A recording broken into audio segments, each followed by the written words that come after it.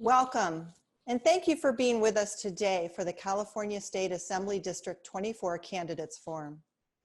I am Nancy Shepard, President of the League of Women Voters of Palo Alto. This year, we are proudly celebrating both our 100th anniversary and the passage of the 19th Amendment enabling women the right to vote. The League of Women Voters envisions a democracy where every person has the desire, the right, the knowledge, and the confidence to participate. We are a nonpartisan political organization that encourages informed and active participation of citizens in government through education. Our organization has two distinct roles. One is advocacy for public policy issues that we have studied. The other is voter services, bringing voters impartial information on ballot initiatives and candidates. Voter Services is the hat we are wearing today in presenting this forum where you can learn about the candidates running to represent our area in Sacramento. Our co-sponsors for this forum are the League of Women Voters of Cupertino-Sunnyvale, League of Women Voters Los Altos Mountain View area, League of Women Voters South San Mateo County, and we are being supported by Mid-Penn Media. I'd like to remind everyone that the candidates and our co-sponsors have all agreed to participate under guidelines set for this forum. Also, because this is a Zoom webinar, only the candidates and the moderator will have their mics activated. Due to the nature of webinar, we cannot provide technical assistance to viewers, and the chat function will be disabled. Also, excuse me. The forum is being live streamed right now on one of Mid-Penn Media's local channels and will be rebroadcast in the coming weeks. The League will also make this available on our YouTube channel. You can find this link at our website, lwvpaloalto.org. Note that whenever this recording is aired, it must be shown in its entirety to ensure that no statements are used out of context. All candidates have agreed to this requirement. Conducting a candidate forum as a Zoom webinar is a new experience for all of us, and we hope you will be patient as we learn together. And now, let me turn the program over to our moderator, Hannah Liu. Thank you, Nancy. I'm proud to be a member of the League of Women Voters and to be part of bringing you this opportunity to hear from the two candidates who are running for office in California State Assembly District 24. Our two candidates are Mr. Marc Berman and Mr. Peter Ohtaki. Thank you for agreeing to participate to tonight's forum. Before we begin, I'd like to go over the format of our session. We're scheduled to be finished by 8:30 p.m. and to help us all keep on track, we will be keeping time using a computerized stopwatch. We'll begin with a 2-minute opening statement from each candidate. The order of the speaker had been randomly assigned by the League ahead of time. We will then have a question and answer period. Candidates will be called on in alternating order for each question, and they will have up to 1.5 minutes each to respond. Questions for this forum have been solicited in advance from all those who sign up to attend. We have screened the questions to avoid duplication and to cover as wide a range of issues as possible. If time allows, we will also be taking questions from the audience during the forum. You're welcome to send your questions to the candidates via the Q&A box you see at the bottom of the screen. Please keep your questions succinct and directed to both candidates. These questions will also be screened. We will then have a closing statement from each candidate of up to 1.5 minutes. Candidates will speak in the reverse order of the opening statements. Now, let us begin with Mr. Ohtaki's 2-minute opening statement, followed by Mr. Berman's opening statement. Good evening, everyone. Thank you very much to the League of Women Voters for hosting tonight's event, particularly with Zoom in a COVID environment. My statements tonight are not directed against Marc Berman. In fact, I endorsed Marc in his 2016 election to the State Assembly, and Marc complimented my work on the Menlo Park City Council in the plaque behind me. In 2016, we agreed on many issues when he was a Palo Alto councilman, and I'm concerned that Sacramento leadership is pulling him away from us. I believe democracy works best when there's a balance of opposing viewpoints. We need California to be the Golden State again, with opportunity and freedom for all. I'm uniquely qualified to manage our way out of this COVID mess. I recovered from it and recently donated antibody plasma. I'm an emergency manager in my job and helped keep 250,000 employees safe. We must do better to enable our small businesses to survive, or else job losses will be permanent. We need to get kids back to school, and we can do that safely. We must solve the Employment Development Department 1 million backlog of unemployment claims. And we need to fix the state's budget. Thank you, Mr. Ohtaki. Okay. Oh, I'm sorry. Actually, I read the timer wrong. You still have 20 seconds. I'm sorry. Please Okay, go. thank you. We need to fix the state's budget that went from a 20 billion surplus to a 45 billion deficit. I balanced our city's budget every year on the city council. We must preserve local control for our cities from SB 50 and bills like it that override our local zoning. And we must fix this new RHNA, Regional Housing Needs Allocation, requiring 40,000 units in the 5 cities alone with a post-COVID reality check. We've got a lot to do. Let's get started. Thank you very much. Mr. Berman? Thank you. Thank you to my friend, Mr. Ohtaki. I'd really like to start off by expressing my sincere thanks and gratitude to the firefighters and the first responders who are fighting the fires across the state right now and over the last month, risking their lives to protect our lives and our greatest possessions. I also like to thank and acknowledge our healthcare heroes and our essential workers that have been risking their lives to keep our communities functioning during the COVID-19 pandemic. This experience has shown us who really is essential. Our grocery store clerks and hospital orderlies and others, and it's time that we as a society reevaluate how we compensate and respect these essential workers. I also want to thank the League of Women Voters for putting on this important forum. As chair of the Elections and Redistricting Committee in the Assembly, I think civic participation and education is critical to the strength of our democracy. It's been an honor to represent the 500,000 constituents of the 24th Assembly District in the California State Assembly over the last 4 years. I can unequivocally say that I love my job.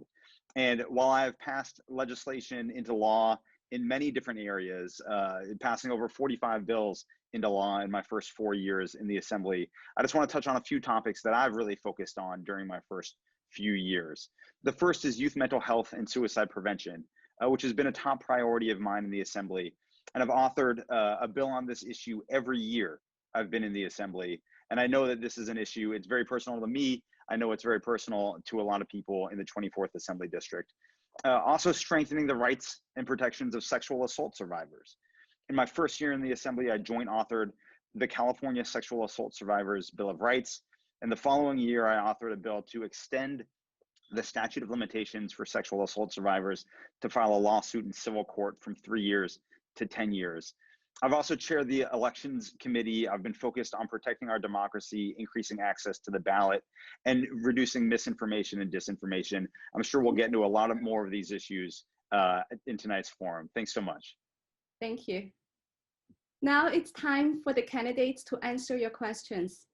Mr. Ohtaki, you will answer first, followed by Mr. Berman. For the second question, Mr. Berman will go first and will continue to alternate who goes first and who goes second until the end of the Q&A session.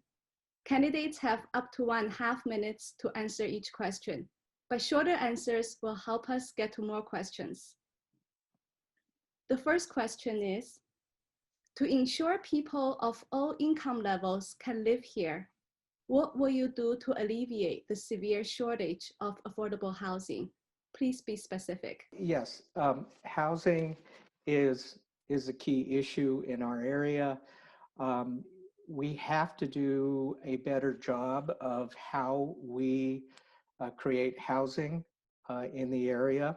The most recent regional housing needs allocation just came out for 2023 to 2030, and it's going to require the Bay Area to produce 441,000 units, which is double the last round. Mountain View has to create 11,000 units, Palo Alto 10,000 units, Sunnyvale 13,000, Menlo Park 3,000, Los Altos 2,370. The problem is that the way these numbers were constructed is that they don't take into account the likelihood of the world post-COVID, where large employers like the tech companies will keep most working from home, and employees don't want to live near work. So RHNA assumes that jobs, housing, balance, and assumes most employees want to live near work. People are moving out of the Bay Area, not moving in. We do need a new model for affordable housing. It's too much using below market rate. It's too expensive per unit. We are building housing, but bills like SB 50, which override local control, it creates problems with our classrooms and creating more students that that we can't build classrooms to accommodate. So we have to do it logically. Thank you. Mr. Berman, please begin. So everyone agrees that we have a housing crisis, and yet so many people also claim that we can't change anything and that we have to stick to the current system that's gotten us into this housing crisis that will somehow magically get us out. But I was struck when reading an article in the Palo Alto Weekly about the trivial amount of housing that has been built in the city for the last decade, that the vast majority of housing that actually has been built in Palo Alto, mostly the proliferation of accessory dwelling units, granny units, for instance, was due to state law. And so, to be honest, I've been very proud to be a member of the Informal Housing Caucus in the Assembly. I've been proud to work to get these housing production bills passed. I've also been proud to support Project Home Key. California so far has spent $600 million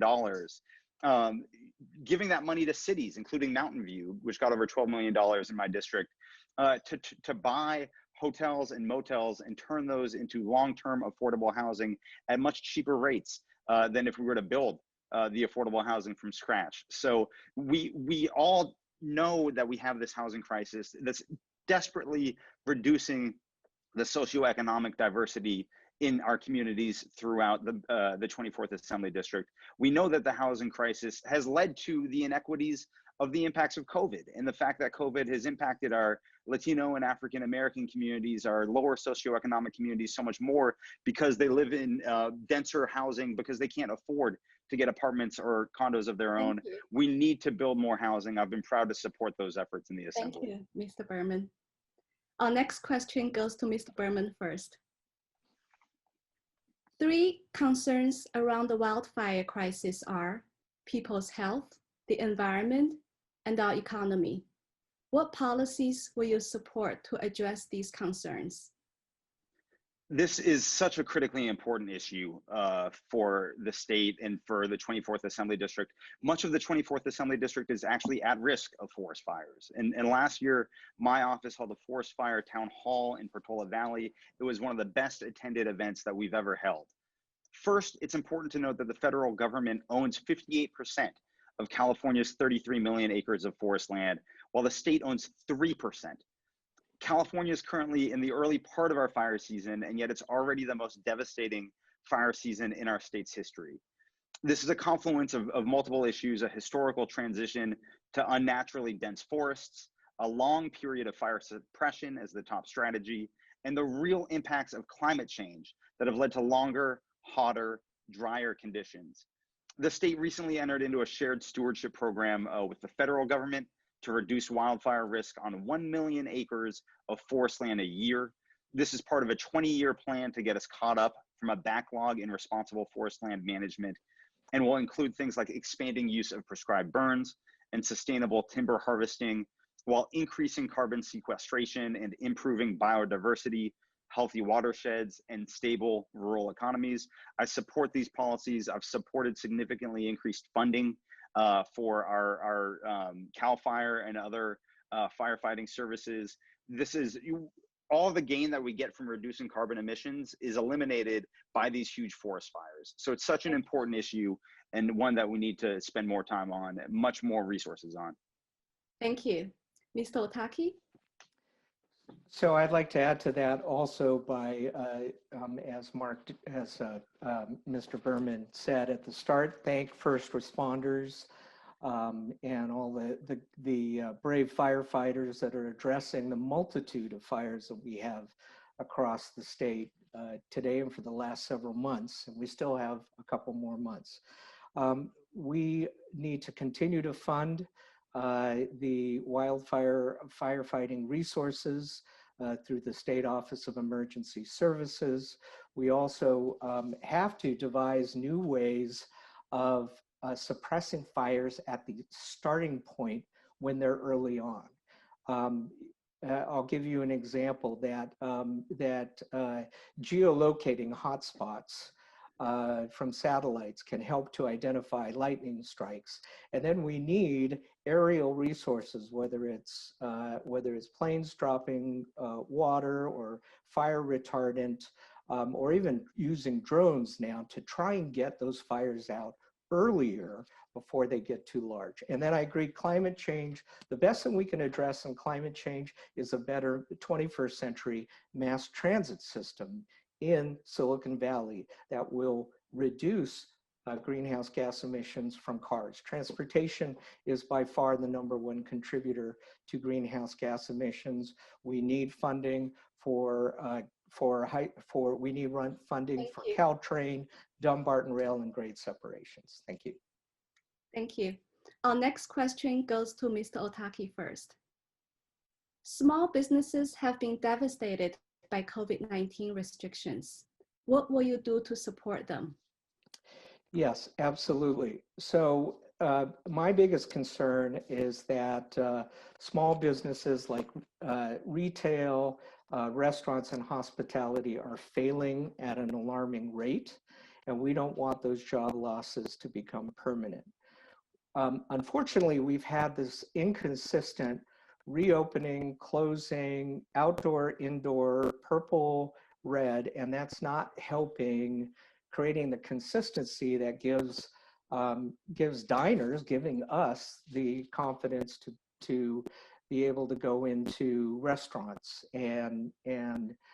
So we have to be more consistent. The restaurants themselves, the retailers, have taken a lot of great steps to create the social distancing. And yes, everyone's got to wear masks.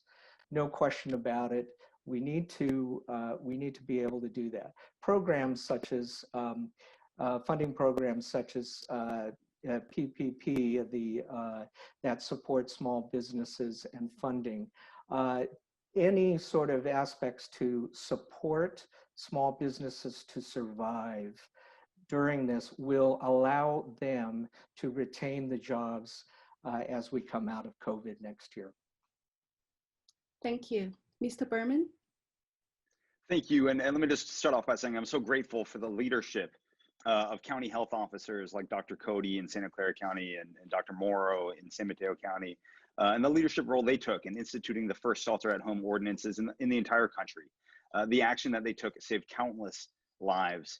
That being said, the death and devastation California has seen from COVID, almost 16,000 Californians dead, over 800,000 Californians infected, is truly tragic. As our community and state respond to the COVID-19 pandemic, I have fought hard to provide personal protective equipment to our healthcare heroes and those essential frontline workers. I've worked with my staff to help constituents break through the bureaucracy to receive the unemployment benefits they deserve, protect renters and homeowners from losing their homes, and secure emergency funding for our small businesses and our nonprofits. There's so much more that we need to do. I've worked with local cities to make sure that they understand what state law allows them to do in terms of being able to open up and serve more in terms of the restaurants, serve more of their customers outside, to break through any concerns that they might have about state regulation, to make sure that they can provide services to as many customers and re-employ as many employees as possible to try to get through this process. But we need to do more. My office has always been here to help any local businesses that have questions to make sure that they can get through these difficult times and make it out on the other end as viable businesses. Thank you. What are your plans to overcome city and county revenue shortfalls due to COVID-19? Mr. Berman? I'm going to add state shortfalls to that because the state, just like cities and counties, has to pass a balanced budget, unlike the federal government, which can go into debt and deficit spending. And so the state has done everything we can to try to provide resources to our counties, to our cities. And then we have also advocated at the federal level. It is so important that the federal government pass another stimulus bill. The prior stimulus bills have not provided much funding for state government, for county government, for local government.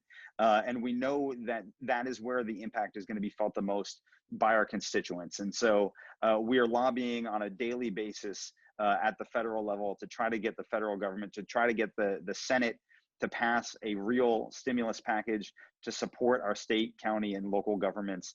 That's been a big priority of mine. We've also passed a budget that did its best to hold harmless our local governments and especially our school districts. The budget that we passed provided the same amount of funding for school districts as last year, plus an additional $5.4 billion so that our schools and school districts could deal with the impacts of COVID and when it's safe to do so, to reopen. And so, you know, budgets are a list of a state or any government agency's priorities, and our priorities are supporting our local government, supporting our school districts, trying to hold them harmless so that they can provide the services that our constituents, that our mutual constituents so desperately need. Thank you. Mr. Ohtaki? Yes, so for both cities and counties, and this is from experience being a city council member, they're reliant on three revenue sources. One is property taxes, second is sales taxes from businesses, and third is hotel taxes, what's called TOT. And it's those latter two tax streams that have faltered during COVID for exactly the reasons we talked about in the last question about there's nobody traveling, the retailers are failing. And so the faster we can encourage those businesses to reopen, to get customers back in there, the faster those two revenue streams can come back on and balance our city budgets. Because property tax revenues have stayed relatively constant. And on the state level, you know, in addition to what Assemblymember Berman was saying, there is a $20 billion rainy day fund that was established by Governor Brown. We can utilize some of that as we get through this period. We also need to control our some of our discretionary spending and perhaps delay that to allow us so that as capital gains tax revenue for the state comes back on, we'll be able to resume some of those programs. The next question is a related question. What changes do we need to make to tax policy in order to fund the enormous needs we have throughout the state? Mr. Ohtaki? Okay, so well, let me mention that right now it's a very difficult time to raise taxes on people. I mean, it's, you know, whether they're sales taxes, whether they're property taxes, whether, you know, a lot of people, not just small businesses, but I think all of us are facing the issue of a very tight budget. And so I think the key is not looking at new revenue for the state or the cities, but to be able to make better use of the revenue streams that we have currently. And that's why I'm concerned about that. We've raised a lot of taxes over the last couple of years, increased our gas taxes through SB1. We increased our sales taxes in both San Mateo and Santa Clara County over the last couple of years. And I think we've gotten to the pain threshold, and particularly in a COVID economy requirement, I think we've got to look at how we spend, and that's as opposed to raising any additional taxes. Thank you, Mr. Ohtaki. Mr. Berman? Thank you. Sorry, I was waiting for my timer to start. California desperately needs to have a comprehensive discussion about tax reform and take a look at our tax system and decide whether or not it's the most intelligent tax system for the state. I would argue it's not. It's highly volatile. The state pre-Prop 13 was more reliant on property tax, which is much more stable, much less reliant on income tax, which is much more volatile and the craters during an economic recession. That's flipped. And now the state is about 2/3 reliant on income taxes and 1/3 reliant on property taxes, which is why we see the massive budget deficits that we see in the state anytime there's an economic downturn. That's a longer term conversation. I know Controller Betty Yee has been compiling a lot of really good information on if we change different components of our tax code, what impact will that have? What revenue will that generate? And you know, what are the possibly unintended consequences of all the different decisions that we should look at and that we should evaluate? In the short term, I think that we do need to split how we treat property, commercial property versus how we treat residential property when it comes to property taxes. And so I do support the split roll tax proposition that's on the ballot. I apologize, I can't remember the proposition number. There are too many of them. But I think 15. 15, thank you. So I do support Proposition 15 because that could generate more than $10 billion. And that's money that we can use for schools. That's money that we can use to support hospitals and small businesses and the programs that our constituents rely on. Our next question goes to Mr. Berman first. To what extent can California do something on its own to ensure people have access to quality, affordable health care? So such an important issue, and one that I am desperately afraid of the Affordable Care Act possibly being overturned by the Supreme Court, depending on what happens with the nomination to fill the seat of the icon, Ruth Bader Ginsburg. But I think there's a real fear and a real possibility that the Affordable Care Act will be overturned. California, fortunately, has been one of the strongest states in terms of getting people onto Medi-Cal and expanding Medi-Cal and making sure that everybody, as many people who are qualified and can participate, do and are signed up, and creating a public option and really advertising that to Californians as something that they should be proud to sign up for, that it's really important for them and their families and their communities to get that health insurance, even if they have to pay you know, a monthly premium to do so, as opposed to some other states where we see these states, you know, turning down funding from the federal government. We have done everything that we can to draw down as many resources from the federal government as possible. And so currently, California, there are still a few million Californians that do not have any health insurance, and that's a tragedy. And we need to do everything that we can to expand access to make sure that those Californians get the health insurance that they need. But so far, at least, we've done a really good job. We're one of the best in the country in making sure that as many people who live in California are covered and have the health insurance that they need. Mr. Ohtaki? Sure. I agree with Assemblymember Berman that the Medi-Cal program has been expanded, made more accessible, and I think it's done a very good job covering Californians who haven't been able to afford health insurance. What I'm concerned about is that every year in the state legislature, somebody proposes a bill to create a single-payer medical insurance program for the state. And the costs of that program are astronomical. It blows our state budget. It's not something that we can do, particularly at this time with COVID, as well as, quite frankly, anytime. It's very difficult.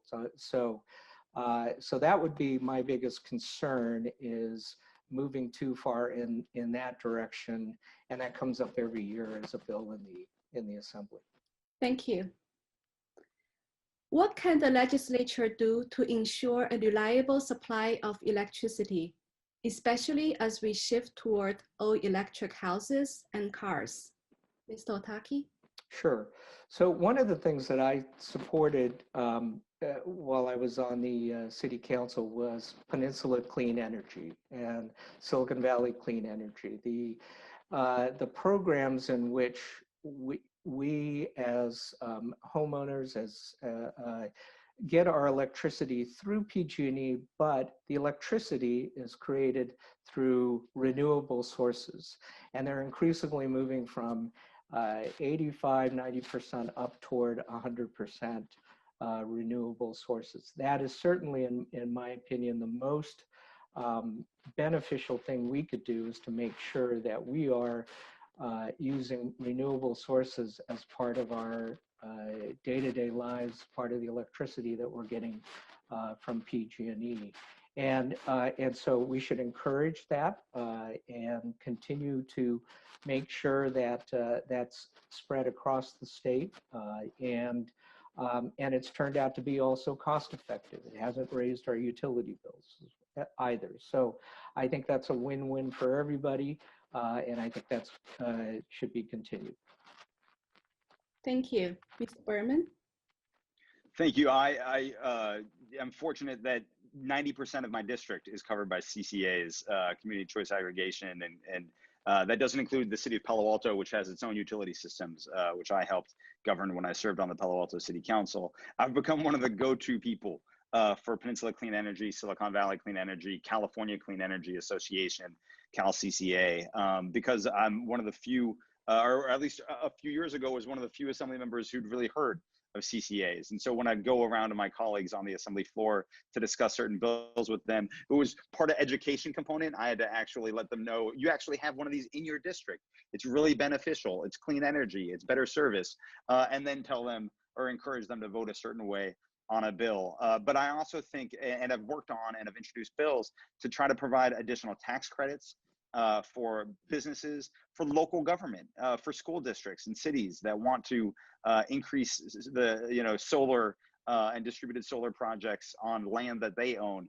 And it's been difficult. There are certain elements in the legislature and obviously outside, the investor-owned utilities that don't want to see the PG&Es and SoCal Edisons of the world, that don't want to see these bills passed, that don't want to see the proliferation of CCAs, that don't want to see the proliferation of clean energy. And so I've introduced bills to try to make it easier for small businesses and local governments to be able to have these projects, to be more resilient. And that's something that I'm going to continue working on if I'm fortunate enough to get reelected. Thank you. What are your plans for reducing traffic congestion and improving mass transportation infrastructure in our area? Mr. Berman?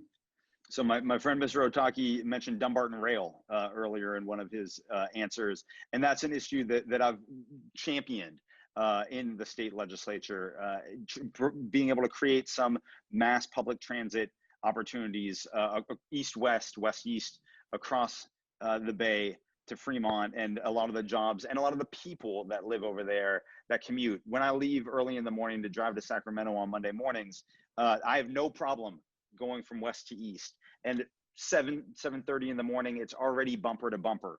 People who live in the East Bay or further in Tracy and other communities in Stockton and are driving into the Bay Area to the jobs that we have here. So I was able to secure $130 million for the Dumbarton Rail corridor as part of the RM3 negotiations that we all had with other Bay Area members.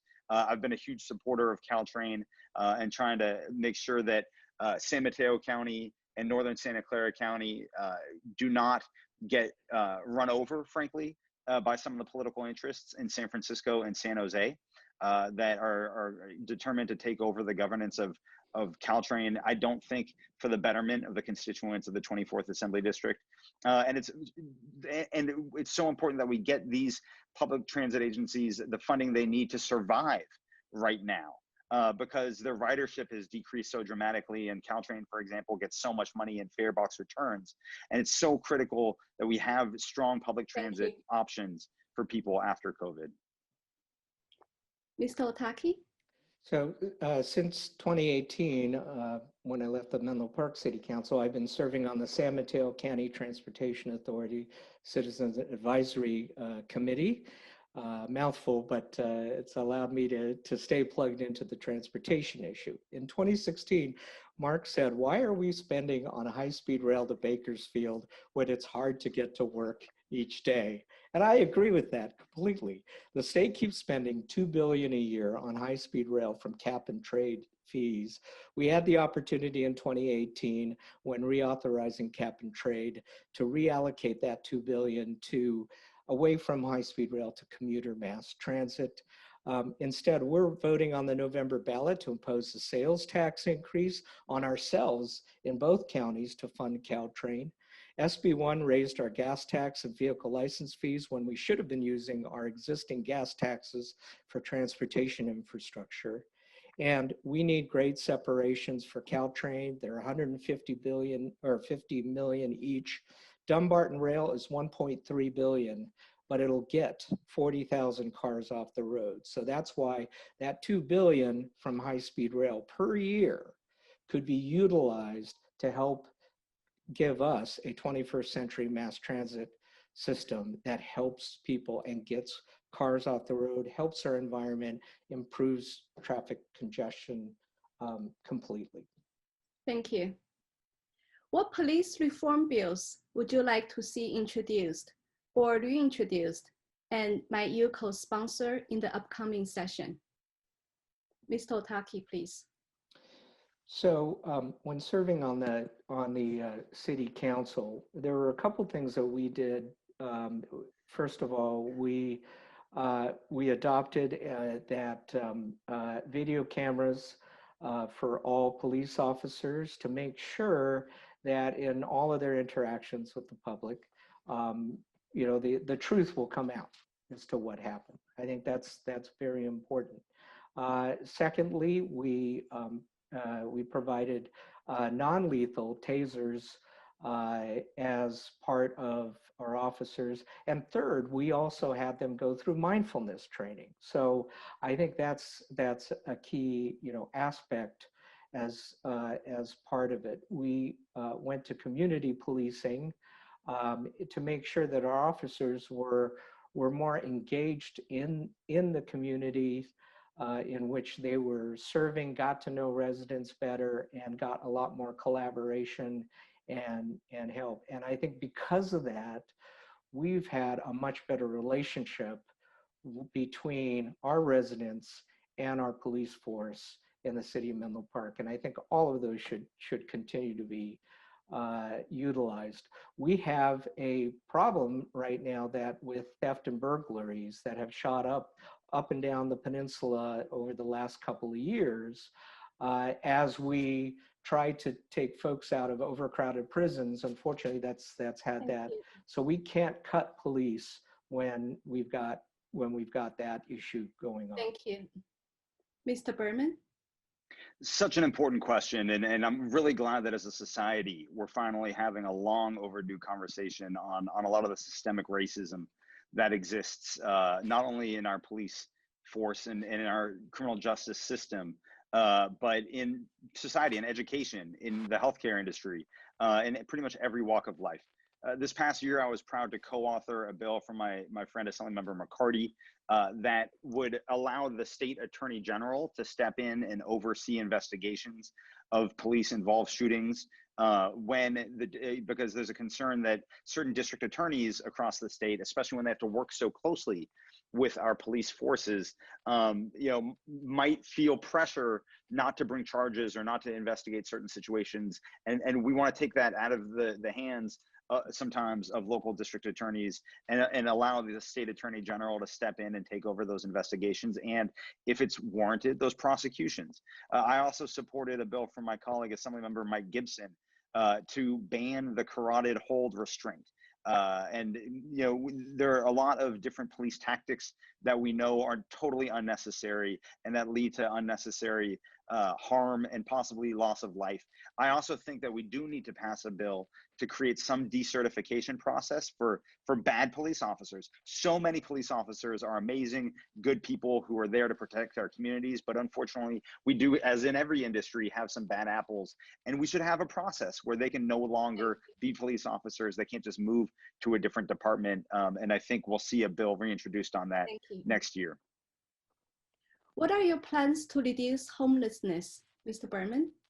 I mentioned earlier that we have a Project Home Key in California, which is one of the, I think, the first and biggest project in the country to provide funding directly to counties, directly to cities, to let them buy old, maybe unused or dilapidated motels and hotels, or even apartment buildings, to provide long-term affordable housing for our homeless population.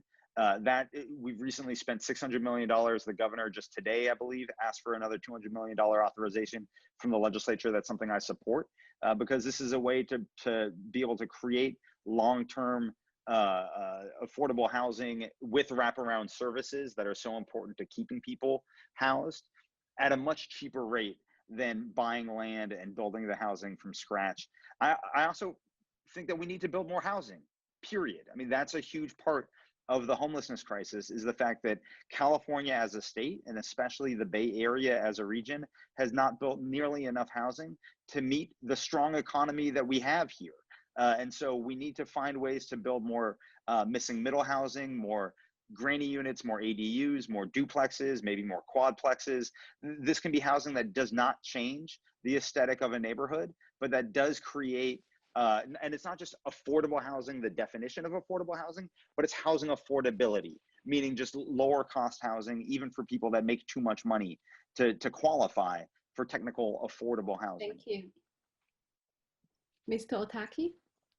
So most of the cities in our district have below market rate housing programs where they require developers to contribute that funding in order to build affordable housing. And also those rules require when new residential multi-unit housing is built, at least 15%, upwards of 20% of those units need to be set aside as affordable housing. And I think that has generated and created a lot of units over the years. One of the issues is that veterans are close to 25% of the homeless population in the two counties. And so one of the things we did was to work with the VA in Menlo Park and make sure that we're able to build affordable housing, 26 units that the city of Menlo Park provided funding through the BMR funds, as well as the county. And we were able to open that a few years ago.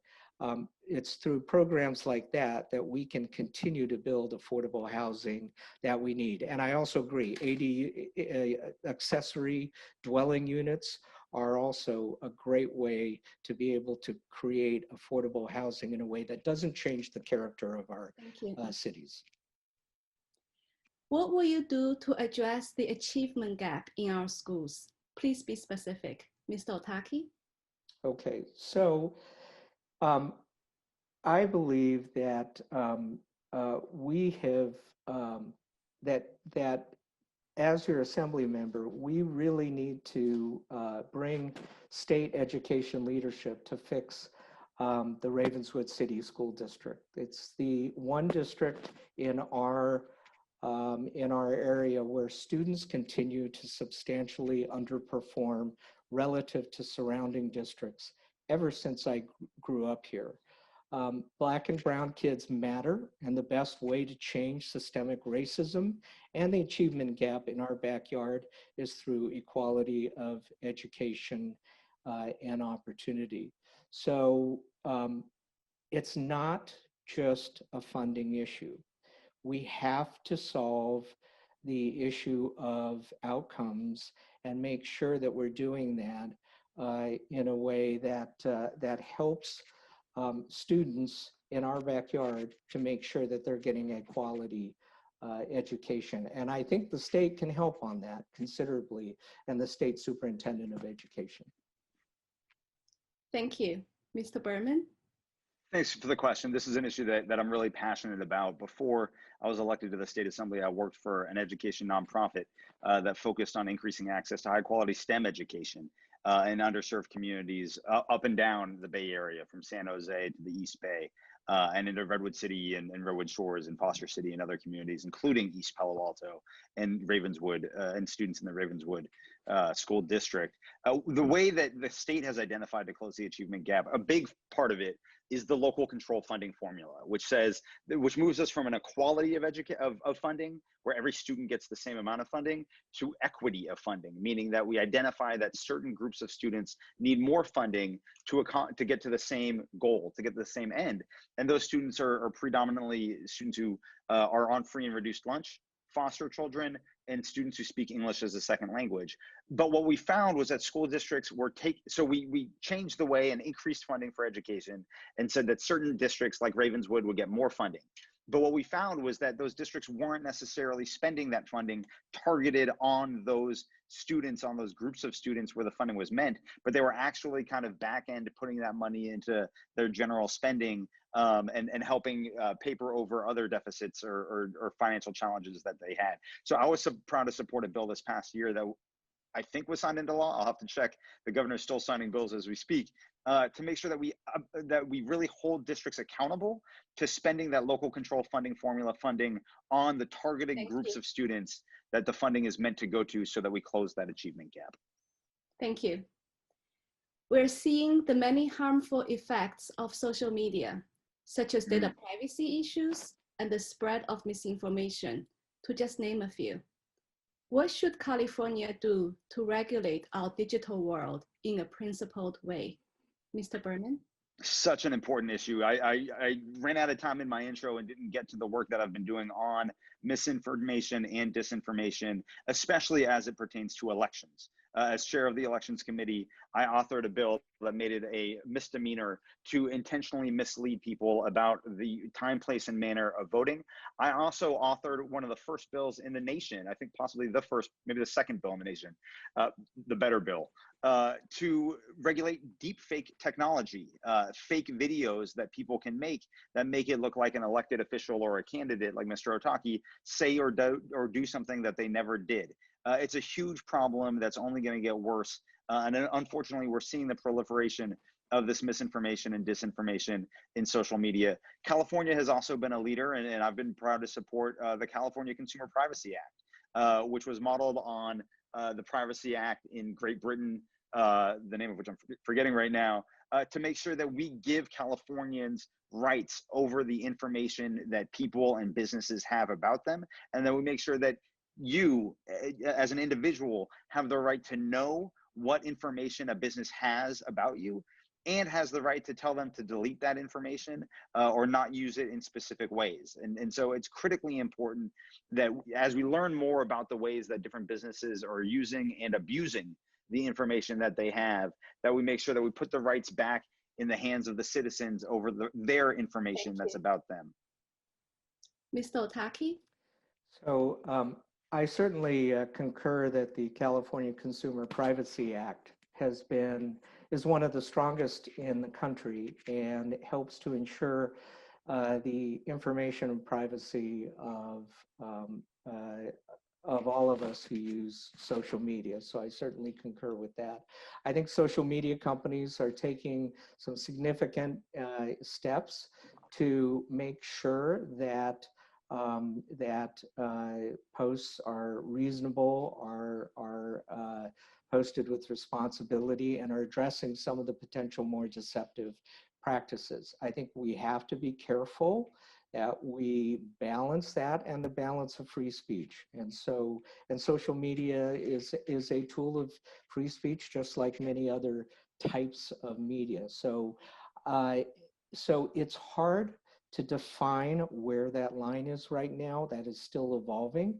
I do support the fact that many of the companies like Facebook and Twitter are doing that now. And let's see how that evolves. I think we'll find that right balance and make sure that we eliminate those deceptive practices. I also work with the cybersecurity group at DHS on a national basis to make sure that we're not having problems with elections coming up in terms of any sort of hacking or issues that might take place, and that guidance is provided to the states across the country. Thank you. So that we can adjourn on time, this will be our last question. What will you do to address California's unfunded pension liability? Mr. Ohtaki?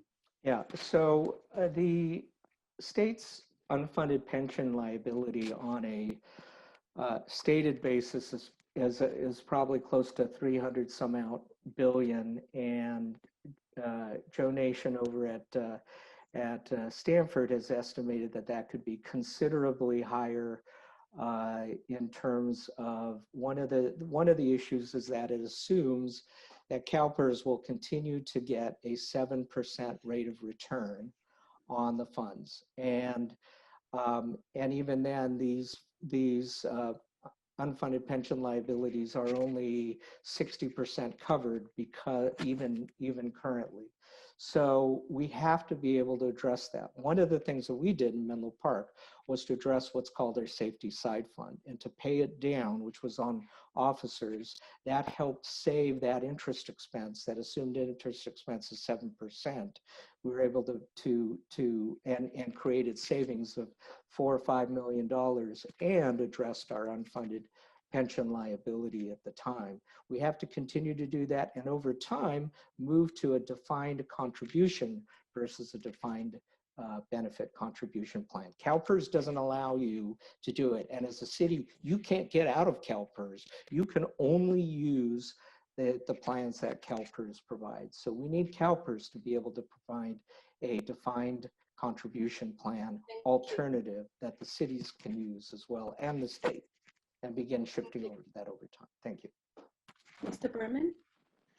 I think one of the most important things that we have to do is make sure that our pension system is funded. And Mr. Ohtaki spoke to some of the rate of return assumptions that have been used that have been lowered. I think they were 7.5%, maybe 5 or 6 years ago. They've been lowered to 7%. I think it's a legitimate conversation as to whether or not that is too high, and whether or not that should be adjusted down. I also think that we should look to our cities and our counties and our local governments. I know the city of Glendale adopted some creative policies to help lower their pension obligations. I was speaking with my colleague Laura Friedman about that earlier this year, and then COVID hit, and we got distracted by the crisis at hand. But I definitely think that we need to take a look at what different cities are doing and see how we can possibly scale that up to the state to lower the obligations, the pension obligations that we have as a state, and make sure that it's fully funded. Pensions, people who, the biggest fiscal hawks that I talk to, believe that a defined benefit plan is perfectly fine as long as you fund it. And that's the key, is being honest up front and making sure that you're setting aside the money necessary to fund those retirements, and also use more realistic numbers in terms of how long people are going to live and the different factors that impact it. Thank you, Mr. Berman. Thank you. We will now have closing statements. Consider that each candidate has 1.5 minutes, and we will hear from them in reverse order of the opening statements. Ms. Berman, please begin. Thank you so much, Hannah. And I want to thank my friend, Mr. Ohtaki, for tonight's conversation. That was so much more civil than what I saw on the TV a couple of hours ago. And always enjoy, if I have to have an opponent, I'd like it to be somebody like Mr. Ohtaki, who I respect. I thought we were going till 9 o'clock, and so I wasn't actually ready for the closing. But I just want to talk to people about voting. I chair the elections committee in the assembly. Mr. Ohtaki mentioned cybersecurity earlier. I actually authored the bill in 2018 to create the California Office of Election Cybersecurity. It's the first state office of election cybersecurity in the country. This year, I authored the bill to make sure that we mail every active registered voter in California a ballot so that you have the opportunity to vote from the safety of your own home, because no Californian should have to risk their health and possibly their life to exercise their right to vote. I also want to encourage everyone to sign up for the Where's My Ballot system that's offered by the Secretary of State, which is another kind of effect of a bill that I offered in 2018 to create that system. And lastly, I apologize, I'm getting attacked by bugs in my house. You have the ability to, if you mail your ballot, I want to encourage you to do it early, but if you wait, the county elections official has up to 17 days after election day because of a bill I authored this year to make sure that that bill is, or that ballot is counted. So please vote. I don't care who you vote for. You vote for my friend, Mr. Ohtaki, you vote for me. I just want to make sure you vote because it's so important that your voice is heard. And I forgot to mention the census.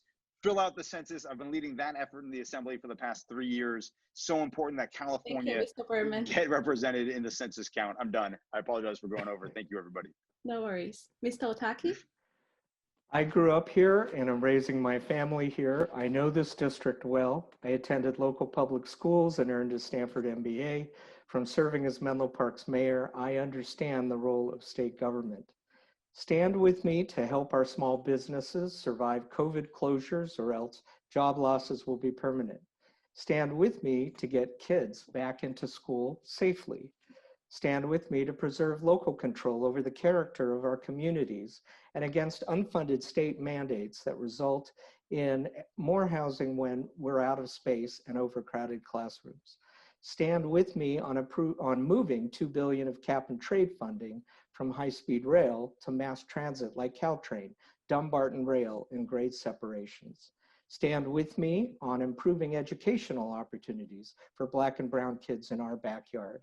Stand with me to restore Silicon Valley as the place of opportunity, freedom, and innovation. And if you like Mark, the best thing you could do is to vote for me and give him the independence he needs to stand up to Sacramento. If I get more than 20% of the vote, that will help Mark stand up and stand up for us. So send a message to Sacramento leadership that you want balanced solutions and vote for Peter Ohtaki, a voice of reason. Thank you very much to the League of Women Voters. Thank you to all of you who joined us this evening. Thank you. On behalf of the League of Women Voters of Palo Alto and our co-sponsoring organizations, I want to thank the candidates for their dedication in choosing to run for office and for coming to this forum. Thank you, gentlemen.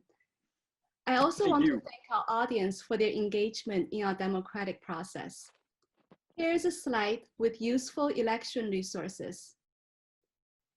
We encourage you to visit votersedge.org to find nonpartisan, expanded information about candidates and ballot measures, and links to other sources of information about the upcoming election.